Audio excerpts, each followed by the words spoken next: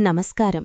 ఈరోజు మనం యుద్ధం గురించి కాదు, మన కళ్ళు చూసే దృక్పథం గురించి నేర్చుకుందాం. భగవద్గీత మనకు నేర్పే ఒక గొప్ప రహస్యమేమిటంటే, ఏదైనా సంఘటన బయట జరగకముందే అది మన మనసులోనే మొదలవుతుంది. సంజయ ఉవాచ దృష్ట్వాతు పాండవానీకం వ్యూఢం దుర్యోధనస్తదా.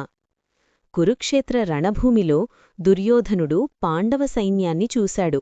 అక్కడింకా యుద్ధం మొదలు కాలేదు, కాని ఆ సైన్యాన్ని చూడగానే అతని గుండెల్లో భయం మొదలైంది.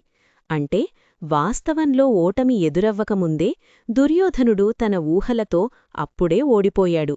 సరిగ్గా ఇలాంటి పరిస్థితినే మన రిషి ఎలా ఎదుర్కొన్నాడో ఇప్పుడు చూద్దాం. అది సంక్రాంతి పండుగ రోజు. రిషి శుభ్రంగా స్నానం చేసి వచ్చి అమ్మ వంటగదిలో రకరకాల పిండివంటలు చేస్తూ ఉంటే ఏమేం వంటలు చేసిందో చూడాలని ఆసక్తిగా ఆమె దగ్గరికి వెళ్లాడు. వంటగది లోపల అతని తల్లి పార్వతి పండుగ వంటకాలను ప్యాక్ చేస్తోంది. ఆమె రిషిని మెల్లగా పిలిచింది. తల్లి పార్వతి, రిషి, సరిగ్గా సరైన సమయానికి వచ్చావు నాన్నా. ఈ వంటకాలను మీ బాబాయ్ వాళ్ళింటికి తీసుకువెళ్ళు. మీ పిన్నికి ఆరోగ్యం బాగలేదు కదా, పాపమీసాని ఏమీ వండలేకపోయిందట. నేను నిన్నే అక్కడికి వెళ్ళి నీ ద్వారా వంటకాలు పంపిస్తానని వాళ్లకు చెప్పి వచ్చాను. ఆ మాట వినగానే రిషి మౌనంగా ఉండిపోయాడు. కాసేపటి తర్వాత నిదానంగా మాట్లాడాడు. రిషి, అమ్మా, నాకు బాబాయ్ అంటే భయం. చిన్నప్పటినుండి ఆయన చాలా కోపంగా ఉంటారని నా గుర్తు. పార్వతి అతని భయాన్ని అర్థం చేసుకుంది. ఆమె రిషి భుజంపై చెయ్యివేసి ఓదార్పుగా ఇలా అంది. తల్లి పార్వతి, రిషి, బాబాయ్ ఇప్పుడలా లేరు. ఆయన చాలా మంచివారు. నీవంటే ఆయనకు ఎంతో ఇష్టం. భయపడకు. వెళ్ళి ఆ వంటకాలు ఇచ్చి వెంటనే తిరిగి వచ్చేయ్. రిషి కొంచెం తటపటాయించి చివరకు సరేనని తలూపాడు. ఆ వంటకాలను తీసుకొని ఇంటి నుండి బయటకు వచ్చాడు. అడుగులు ముందుకు పడడం లేదు. వెంటనే మెల్లగా తన మిత్రుణ్ణి పిలిచాడు. రిషి, ఆంజనేయ, ఒక్కసారి వస్తావా? నేను బాబాయ్ ఇంటికి వెళ్ళాలి. నాకు చాలా భయంగా ఉంది. చిన్ని ఆంజనేయుడు, నాకు తెలుసు రిషి, ఈరోజు నీ కర్తవ్యమేంటో, నీ మనసులో ఏముందో నాకు ముందే అర్థమైంది.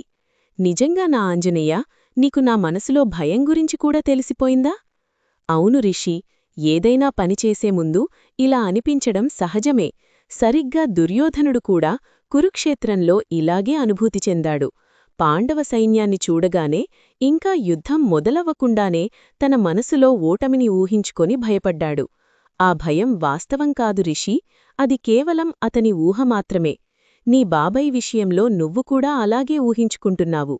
ధైర్యంగా వెళ్ళు, అక్కడ అంతా మంచి జరుగుతుంది. ఆంజనేయుడి మాటలతో రిషికి కొంచెం ధైర్యమొచ్చింది. బాబాయ్ ఇంటికి చేరుకొని నిదానంగా డోర్బెల్ కొట్టాడు. తలుపు తీయగానే బాబాయ్ కనిపించారు. ఆయన ఎంతో ఆత్మీయంగా రిషిని ఆహ్వానించారు. బాబాయ్, రిషి, రా నాన్నా, లోపలికి రా, కూర్చో. సీతా, రిషి వచ్చాడు చూడు. పిన్ని, సీత, రా రిషి, ఎలా ఉన్నావు నాన్నా? రిషి, బాగున్నాను పిన్ని, అమ్మ ఇవి మీకోసం ఇచ్చిరమ్మని పంపించింది. పిన్ని, సీత, చాలా థాంక్స్ రిషి, అమ్మకి చెప్పు, నా ఆరోగ్యం ఇప్పుడు బాగుంది. 2 రోజుల తర్వాత నేనే మీ ఇంటికి వస్తానని చెప్పు. బాబాయ్, ఇదిగో రిషి, నీకోసమే ఈ రంగురంగుల గాలిపటాలు కొని తెచ్చాను, ఇవి తీసుకో. బాబాయ్ ప్రేమను చూసి రిషి ఆశ్చర్యపోయాడు. కొద్దిసేపు వారితో సరదాగా గడిపి తిరుగు ప్రయాణమయ్యాడు. ఇంటికి తిరిగి వస్తూ దారిలో ఆంజనేయుడితో ఇలా అన్నాడు. రిషి, ఆంజనేయ, బాబాయ్ కోపిష్టి అని నేను అనవసరంగా భయపడ్డాను. ఆ భయం కేవలం నా ఊహే అని ఇప్పుడు అర్థమైంది. చిన్ని ఆంజనేయుడు, నిజమే రిషి, అందుకే గీత చెబుతోంది, మనం చూసే విధానం మారితే జీవితమే మారుతుంది. ఈరోజు నువ్వు భయాన్ని ఓడించలేదు, అసలు భయం ఎక్కడ పుడుతుందో అర్థం చేసుకున్నావు. భయం వాస్తవంలో ఉండదు రిషి, అది కేవలం మన మనసులోనే ఉంటుంది. అవును ఆంజనేయ, వాస్తవాన్ని వాస్తవంగా చూడడమే అసలైన జ్ఞానం. నీతో ఉంటే ప్రతిరోజూ కొత్త విషయాలు నేర్చుకుంటున్నాను. చాలా బాగా చెప్పావు రిషి, రేపు మరో దివ్యమైన శ్లోకంతో కలుద్దాం. చూశారు కదా, మనసు సృష్టించే భ్రమలను పక్కన పెట్టి వాస్తవాన్ని చూస్తే జీవితం ఎంత ప్రశాంతంగా ఉంటుందో. ఈ వీడియో మీకు నచ్చితే లైక్ చేయండి, మీ మిత్రులతో షేర్ చేయండి. రిషి ఇంకా ఏమేం నేర్చుకుంటాడో తెలుసుకోవాలంటే తప్పకుండా మన గీత కథలు ఛానల్ని సబ్స్క్రైబ్ చేసుకోండి. మీ అభిప్రాయాలను కామెంట్ చేయండి. మళ్ళీ వచ్చే ఎపిసోడ్లో కలుద్దాం. జై శ్రీరామ్.